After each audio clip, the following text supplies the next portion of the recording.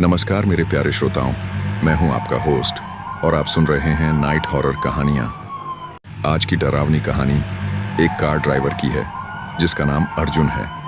तो चलिए अब यह कहानी अर्जुन के नजरिए से सुनते हैं। लेकिन उससे पहले आपसे एक गुजारिश है, आप कहानी तो पूरी सुनते हैं लेकिन लाइक नहीं करते। इस बार उम्मीद है कि आप वीडियो को लाइक करेंगे, चैनल को सब्सक्राइब करेंगे और अपना सपोर्ट दिखाएंगे। अगर आप चाहते हैं कि आपका नाम वीडियो में लिया जाए तो कमेंट में अपना नाम और शहर बताएं। अब ज्यादा वक्त न लेते हुए कहानी शुरू करते हैं। दोस्तों, मेरा नाम अर्जुन है। आज मैं अपनी जिंदगी की उस भयानक रात की दास्तान सुनाने जा रहा हूं जिसने मुझे और मेरे दोस्तों को हमेशा के लिए बदल दिया। यह कोई काल्पनिक कहानी नहीं, बल्कि वह हकीकत है जिसे हमने अपनी आंखों से देखा और महसूस किया। यह घटना करीब 5 साल पहले की है। तब मैं बनारस के नजदीक एक कंपनी में काम करता था। मेरे 4 करीबी दोस्त थे, विक्रम, मोहन, राजेश और सुरेश। हमारी दोस्ती बचपन की थी, भाइयों जैसी। सबसे मजाकिया और जिंदा दिल सुरेश ही था। उसी की शादी होने वाली थी, उसके पैतृक गांव में, जो गढ़वाल की पहाड़ियों में बसा एक छोटा सा सुंदर गांव था। हमने फैसला किया कि शादी को यादगार बनाने के लिए सड़क मार्ग से ही जाएंगे। विक्रम के पास नई कार थी और उसे लंबी ड्राइव का शौक था। उसने कहा, चलो मेरी कार से जाते हैं, और हम सब राजी हो गए। प्लान बना कि शुक्रवार शाम को बनारस से निकलेंगे। रात भर ड्राइव करके सुबह तक गांव पहुंचेंगे। वहां शादी की तैयारियों में मदद करेंगे और सुरेश के बड़े दिन को जी भर कर एंजॉय करेंगे। हम सब उत्साहित थे। ऑफिस से छुट्टी लेकर विक्रम के घर इकट्ठे हुए। हमारी माओं ने प्यार से पराठे, अचार और नाश्ता पैक किया। बैग्स कार की डिक्की में रखे और रात 9 बजे हम बनारस की चमचमाती गलियों को छोड़कर सुनसान हाईवे पर निकल पड़े। कार में माहौल मजेदार था। पुराने गाने बज रहे थे। हम सब बेसुरे गा रहे थे। मोहन, जो सबसे बड़ा जोकर था, कॉलेज के पुराने किस्से सुना सुनाकर हंसा रहा था। राजेश थोड़ा सीरियस था, लेकिन उसकी तेज कमेंट्स माहौल को और मजेदार बना रही थीं। विक्रम ड्राइव कर रहा था। मैं उसके बगल में बैठा नक्शा देख रहा था और चिप्स बांट रहा था। रात गहराती गई। कार की स्पीड और हमारा जोश बढ़ता गया। बातें चल रही थीं। शादी में क्या पहनेंगे, सुरेश को क्या गिफ्ट देंगे, आगे की जिंदगी के सपने। किसी को अंदाजा नहीं था कि यह खुशी भरी यात्रा जल्द ही दहशत में बदल जाएगी। रात करीब 1 बजे हम उत्तर प्रदेश के एक सुनसान हिस्से में थे। कोई गाड़ी नहीं दिख रही थी, सिर्फ अंधेरा, खेत और जंगल। मोहन और राजेश पीछे सोने लगे। मैं और विक्रम बात कर रहे थे। तभी जोर का झटका लगा। कार लहराई। विक्रम ने मुश्किल से संभाली और साइड में रोकी। सब हड़बड़ा कर उठे। क्या हुआ? मोहन ने पूछा। विक्रम बोला, टायर पंक्चर हो गया लगता है। हम बाहर निकले। मोबाइल टॉर्च से देखा, पिछला बायां टायर फट चुका था। स्टेपनी लगानी पड़ेगी। जगह सुनसान थी, कोई मदद नहीं, नेटवर्क भी कमजोर। जैक लगाने की कोशिश की, लेकिन वह फिसलता रहा। हम फंस चुके थे। रात और गहरा रही थी। हमारी बेचैनी बढ़ रही थी। हर सरसराहट से चौंक जाते। मोहन ने मजाक किया, लगता है सुरेश की शादी में कोई भूत हमें रोक रहा है। लेकिन उसकी आवाज में डर था। हमने सोचा, कार में ही रात काट लें। तभी राजेश ने दूर एक रोशनी देखी। वह करीब आई। एक बूढ़ा आदमी लालटेन लिए आ रहा था। मैला कुर्ता धोती, झुर्रियों भरा चेहरा, आंखों में अजीब चमक। वह रुका, हमें देखा, गाड़ी देखी, बोला, क्या हुआ बाबूजी, सब ठीक? विक्रम ने बताया, टायर फटा है, जैक काम नहीं कर रहा। बूढ़ा बोला, यह जगह खतरनाक है, रात यहां नहीं रुकते। मेरा गांव पास है, चलो वहां मदद मिलेगी। हमने सोचा, क्या करें, कोई चारा नहीं। राजेश ने कान में कहा, क्या भरोसा? मैं बोला, और कोई रास्ता नहीं। हमने कार लॉक की और उसके पीछे चल पड़े। रास्ता कच्चा, संकरा, झाड़ियों भरा। लालटेन की रोशनी में डरावना लग रहा था। पैरों तले पत्तों की चरमराहट, मन में बेचैनी। मैंने सोचा, काश कार में रुकते। 15-20 मिनट बाद गांव दिखा, लेकिन गांव अजीब, पूरा सन्नाटा। कोई कुत्ता नहीं भौंक रहा, कोई आवाज नहीं। घर वीरान, अंधेरे में डूबे। राजेश फुसफुसाया, ये कैसा गांव, कोई जीवित नहीं लगता। बूढ़ा एक छोटे मकान के सामने रुका। दरवाजा खटखटाया। एक बूढ़ी औरत ने खोला, सफेद बाल, झुर्रियां, आंखें खाली। बूढ़ा बोला, ये शहर वाले हैं, गाड़ी खराब, रात यहां रुकेंगे। औरत चुपचाप हट गई। हम अंदर गए। मकान एक कमरा, चूल्हा, पुराने बर्तन, टूटी चारपाई, मकड़ी के जाले, सड़ी गंध, दिए की छोटी लौ। हम चारपाई पर बैठे। मोहन ने पूछा, काका, गांव में और लोग नहीं? बूढ़ा बोला, हैं, लेकिन थक कर सो जाते हैं, शहर जैसा नहीं। लेकिन सन्नाटा डरावना था। बूढ़ी बोली, भूख लगी होगी, खाना बनाती हूं। हम भूखे थे, थके थे। विक्रम बोला, शुक्र है, खाना मिलेगा। वह हांडी चढ़ाई, कुछ पकाने लगी। गंध अजीब, मीठी, असहज। विक्रम ने नाक सिकोड़ी, क्या बदबू? मैंने चुप कराया। थालियां सजी, बाजरे की रोटियां, भूरा सालन, मांस के टुकड़े। बूढ़ा बोला, खाओ बाबूजी। हमने खाना शुरू किया। स्वाद विचित्र, मीठा, रेशेदार, अजीब। राजेश पूछा, काका, किस जानवर का मांस? बूढ़ा चुप रहा। हमने भूख में नजरअंदाज किया। तभी मोहन बोला, मुझे बाहर जाना है, टॉयलेट। बूढ़ा बोला, चलो, पीछे खेत में। वे बाहर गए। 10 मिनट हो गए, मोहन नहीं लौटा। हम चिंतित। विक्रम ने लोटे से पानी पीने की कोशिश की, लेकिन थूक दिया। चेहरा सफेद। बोला, ये पानी नहीं। हमने देखा, लोटे में खून जैसा कुछ, थालियों में मांस देखा, मानव जैसा। हमें समझ आया, हम नरभक्षियों के चंगुल में हैं। मोहन खतरे में। भाग 2 समाप्त। करीब 1920 वर्ण। भाग 3। उस पल समय थम गया। मेरी रूह कांप गई। मैंने थाली पटकी, खड़ा हो गया। विक्रम और राजेश के चेहरे उड़े हुए। हमने खाया था इंसानी मांस। बूढ़ी हमें घूर रही थी, भावहीन, दिमाग सुन्न। मोहन बाहर गया था बूढ़े के साथ। क्या हुआ होगा? गुस्सा और डर मिश्रित। राजेश ने मेरे हाथ पर हाथ रखा, शांत रहने का इशारा। योजना बनाई, ध्यान भटकाओ। विक्रम बोला, मैं बाहर जाकर मोहन को देखता हूं, तुम बहस करो। मैं और राजेश बहस शुरू की, थकान की, खाने की। विक्रम चुपके पीछे निकला, जेब से छोटा चाकू निकाला। तभी पिछला दरवाजा चरमराया। बूढ़ा अकेला अंदर आया। हमारी सांसें रुकीं। मोहन कहाँ? बूढ़ा बोला, खाना नहीं खाया। मैंने पूछा, मोहन कहाँ? वह मुस्कुराया, क्रूरता से बोला, तबीयत खराब, चक्कर आ रहा था, बाहर पेड़ के नीचे आराम कर रहा। अधूरा वाक्य। बाहर से कराह सुनाई दी, घसीटने जैसी। हमें पता चला, मोहन मारा गया। अब हम 3 फंसे थे। बूढ़ा बोला, सो जाओ। कोने में चटाई इशारा। हम लेट गए, सटकर, आंखें बंद, लेकिन नींद कहाँ। दिल धड़क रहे थे। बूढ़ा बूढ़ी धीमी बात कर रहे थे, अनजानी भाषा में, स्वर में आनंद। मैं सोच रहा था, मोहन का चेहरा, उसकी हंसी। काश कार में रुकते। अंधेरा घना। विजय कांप रहा था। मैंने छुआ, हिम्मत रख। हर आहट से चौंकते। शंकरलाल को बचाना था, लेकिन कैसे? योजना धुंधली। दिखावा करते रहे कि सो रहे हैं। रात बीत रही थी, हर पल चुनौती। क्या मोहन की आवाज आएगी या मौत? अंधेरे में लेटे हुए हमारी सांसें तेज थीं, जैसे कोई भारी बोझ हमारे सीने पर रखा हो। कमरे में सन्नाटा इतना गहरा था कि हमारी धड़कनें गूंज रही थीं। बूढ़े और बूढ़ी की फुसफुसाहट अब रुक चुकी थी।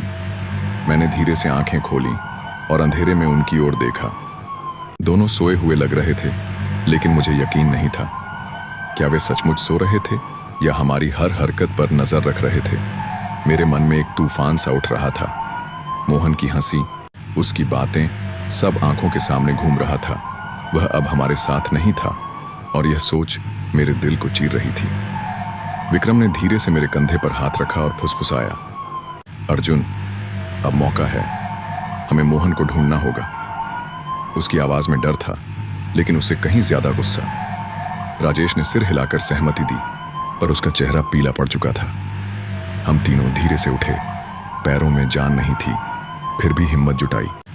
पिछला दरवाजा चरमराया, लेकिन हमने उसे धीरे से खोला और बाहर निकल आए। आंगन में गहरा अंधेरा था, सिर्फ चांद की हल्की रोशनी कुछ दिखा रही थी। जमीन पर ताजा घसीटने के निशान थे, जैसे किसी को खींच कर ले जाया गया हो। मेरा दिल जोर से धड़का। क्या ये मोहन के निशान थे? हम खेतों की ओर बढ़े। मोबाइल की टॉर्च धीमी रखी, ताकि कोई हमें देख ना ले। ठंडी हवा में पेड़ों की सरसराहट डरावनी लग रही थी। दूर एक बड़े पेड़ के नीचे कुछ दिखा। हम करीब गए, और जो देखा उसने हमारी रूह को हिला दिया। वह मोहन था, खून से लथपथ, जमीन पर पड़ा हुआ। उसका शरीर कटा हुआ, आंखें खुली, जैसे वह आखिरी पल में भी मदद मांग रहा हो। मेरी चीख गले में अटक गई। राजेश ने मुंह दबाया, वरना हमारी आवाज पूरे गांव को जगा देती। आंसुओं ने मेरी आंखें धुंधला दी। विक्रम का चेहरा पत्थर सा हो गया, लेकिन उसकी आंखों में गुस्सा लावा बनकर उबल रहा था। हम वापस भागे, लेकिन घर के पास पहुंचते ही देखा बूढ़ी औरत जाग चुकी थी।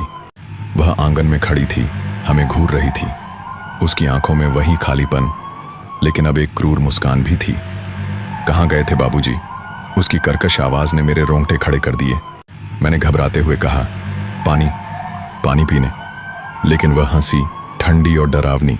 तभी पीछे से बूढ़ा आया, हाथ में एक पुरानी कुल्हाड़ी जिस पर खून के धब्बे साफ दिख रहे थे। सच पता चल गया है ना? उसकी आवाज में ठंडक थी, जैसे वह हमारी हालत का मजा ले रहा हो। हम तीनों ने एक दूसरे को देखा। अब कोई रास्ता नहीं बचा था। विक्रम ने जेब से अपना छोटा चाकू निकाला और बूढ़े की ओर बढ़ा। मोहन कहाँ है? उसने दहाड़ते हुए पूछा। बूढ़ा हंसा। वह तो अब हमारे साथ है। उसकी बात पूरी होने से पहले ही विक्रम ने चाकू से वार किया। बूढ़ा चीखा, उसका हाथ जख्मी हो गया।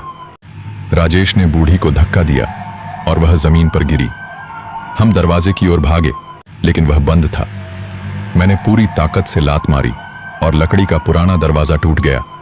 हम गांव की टेढ़ी मेढ़ी गलियों में भागे। पीछे से चीखें सुनाई दी।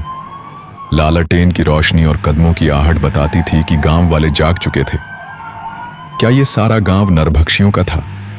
हर घर से साए निकल रहे थे, जैसे भूतों का झुंड हमारा पीछा कर रहा हो। मेरे पैर लड़खड़ा रहे थे, लेकिन रुकना मतलब मौत थी। विक्रम का हाथ खून से सना था। शायद बूढ़े को चोट लगाते वक्त वह खुद भी जख्मी हो गया था। राजेश बार बार पीछे देख रहा था। अर्जुन, तेज भागो, ये करीब आ रहे हैं। उसकी आवाज में दहशत थी। हम जंगल की ओर दौड़े, जहां घनी झाड़ियां और पेड़ थे। अंधेरा इतना घना कि कुछ दिखाई नहीं दे रहा था। हमारी सांसें फूल रही थीं, लेकिन डर ने हमें रुकने नहीं दिया। पीछे से चीखें और तेज हो रही थीं। लालटेन की रोशनी अब करीब थी और कुछ अस्पष्ट आवाजें, जैसे कोई अनजानी भाषा में चिल्ला रहा हो।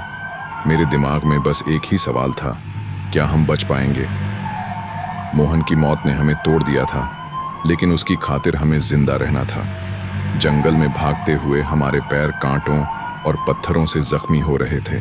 ठंडी हवा हमारे चेहरों पर तमाचे मार रही थी और हर सांस के साथ सीने में जलन हो रही थी। पीछे से लालटेन की टिमटिमाती रोशनी और गांव वालों की चीखें हमें डर के सागर में डुबो रही थीं। मैंने एक बार पलट कर देखा। साए तेजी से करीब आ रहे थे, जैसे भूखे भेड़ियों का झुंड। उनकी आंखें लालटेन की रोशनी में चमक रही थीं और उनके हाथों में कुल्हाड़ियां और लाठियां थीं। विक्रम लंगड़ा रहा था, उसका जख्मी हाथ खून से लथपथ। राजेश ने उसका दूसरा हाथ थाम रखा था और चिल्लाया, विक्रम रुक मत, बस थोड़ा और।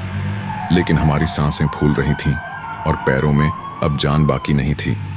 मेरे दिमाग में मोहन का चेहरा बार बार उभर रहा था। उसकी बेपरवाह हंसी, कॉलेज के दिन जब वह हर मुश्किल में कहता था, चिंता मत कर, मैं हूं ना। अब वह हमेशा के लिए चला गया था।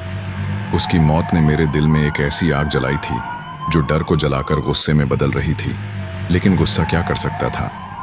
हम तीनों उस सुनसान जंगल में फंसे थे, जहां हर पेड़, हर झाड़ी हमें घूरती सी लग रही थी। हवा में एक अजीब सी सड़ांत थी जो मेरे गले में अटक रही थी। क्या यह मोहन के खून की गंध थी या हमारी किस्मत की? किसी तरह हम हाईवे तक पहुंचे। हमारी कार दूर खड़ी थी, फटे टायर के साथ, जैसे कोई मूक साक्षी। मेरी जेब में चाबी थी, लेकिन हाथ इतने कांप रहे थे कि उसे निकालने में भी वक्त लगा। मैंने जल्दी से कार खोली और हम अंदर कूद पड़े। विक्रम ने स्टीयरिंग संभाला, लेकिन उसका चेहरा दर्द से सिकोड़ा हुआ था। अर्जुन, टायर फटा है, ज्यादा दूर नहीं जा पाएंगे, उसने कांपती आवाज में कहा। कोशिश कर, मैंने चिल्लाया। राजेश पीछे की सीट पर बैठा बार बार खिड़की से बाहर देख रहा था। वे आ रहे हैं, उसकी आवाज में दहशत थी। विक्रम ने दांत पीसे और इंजन स्टार्ट किया। कार डगमगाई, रिम पर चिंगारियां निकल रही थीं। हर झटके के साथ लगता था कि अब रुक जाएगी, लेकिन विक्रम ने हार नहीं मानी। पीछे से गांव वालों की आवाजें और करीब आ रही थीं। मैंने खिड़की से झांका। लालटेन की रोशनी अब सड़क पर पड़ रही थी। कुछ लोग दौड़ते हुए दिखे। उनके चेहरों पर वह क्रूर मुस्कान थी जो बूढ़े और बूढ़ी के चेहरों पर थी। मेरे रोंगटे खड़े हो गए। मैंने डिक्की में रखा एक पुराना लोहे का रॉड निकाला और पीछे की खिड़की खोली। एक आदमी करीब आया। उसकी आंखें भूखी थीं। मैंने पूरी ताकत से रॉड मारा और वह चीखता हुआ पीछे गिरा। लेकिन और लोग आ रहे थे। अर्जुन, कुछ और कर, राजेश चीखा। मैंने डिक्की में और कुछ खोजा, लेकिन सिर्फ एक पुरानी रस्सी मिली। यह क्या काम आएगी, मैंने सोचा, लेकिन उसे जेब में ठूंस लिया। कार अब मुश्किल से चल रही थी। रिम की चिंगारियां सड़क पर आग की लकीरें खींच रही थीं। तभी दूर एक ढाबे की रोशनी दिखी। कुछ ट्रक खड़े थे और एक छोटी सी चाय की दुकान थी। हमने कार रोकी और बाहर कूदे। ढाबे वाला हमारी हालत देखकर घबरा गया। क्या हुआ भैया, उसने पूछा। पुलिस को बुलाओ, मैंने चिल्लाया। हमें नरभक्षियों ने घेर लिया था। मेरी आवाज कांप रही थी और मेरे शब्द सुनकर ढाबे वाले का चेहरा सफेद पड़ गया। उसने तुरंत फोन निकाला और पुलिस को कॉल किया। हमने उसे पूरी कहानी बताई। गांव, बूढ़ा बूढ़ी, मोहन की मौत। लेकिन मेरे मन में डर था कि क्या कोई हमारी बात मानेगा। हमारी हालत देखकर ढाबे वाले ने हमें पानी और चाय दी। विक्रम का जख्म अब भी खून बह रहा था। राजेश चुपचाप बैठा था, उसकी आंखें खाली। पुलिस करीब 1 घंटे बाद पहुंची। हमने उन्हें उस गांव की ओर ले गए, लेकिन जब हम वहां पहुंचे कुछ भी नहीं था। गांव पूरी तरह खाली। न घरों में कोई, न लालटेन, न मोहन का शव। सिर्फ वही सुनसान गलियां और टूटी फूटी झोपड़ियां। पुलिस वाले हमें शक की नजरों से देखने लगे। क्या बकवास है ये, एक इंस्पेक्टर ने कहा। यहां तो कोई रहता ही नहीं। हमने बार बार समझाया, लेकिन वे हमें पागल समझकर हंसने लगे। उस रात के बाद हम बदल गए। सुरेश की शादी रद्द हो गई। हम तीनों की नींद उड़ गई। हर रात वही खून से सना चेहरा, वही क्रूर मुस्कान, वही सड़ांत मेरे सपनों में आती। हमने दोबारा उस रास्ते से कभी नहीं गए। मैंने अपनी नौकरी छोड़ दी क्योंकि बनारस की गलियां भी अब डरावनी लगती थीं। विक्रम और राजेश भी अपने अपने शहर चले गए, लेकिन हमारी दोस्ती टूट गई। मोहन की याद ने हमें हमेशा के लिए तोड़ दिया। मैं आज भी सोचता हूं, अगर हम उस रात कार में रुक जाते तो शायद मोहन जिंदा होता। लेकिन अगर और काश सिर्फ दर्द बढ़ाते हैं। दोस्तों, ये कहानी सुनकर सावधान रहें। सुनसान रास्तों पर अनजान लोगों पर भरोसा न करें। रात के अंधेरे में हर छाया खतरनाक हो सकती है। कौन जानता है अगला गांव कैसा हो। और हाँ, अगर आपने इस कहानी को पसंद किया तो लाइक, सब्सक्राइब और कमेंट जरूर करें। अपनी डरावनी कहानियां हमारे साथ शेयर करें। शायद अगली बार आपकी कहानी मेरी जुबानी सुनाई जाए। दोस्तों, हम आपके लिए बड़ी मेहनत से डरावनी और रहस्यमयी कहानियां लेकर आते हैं।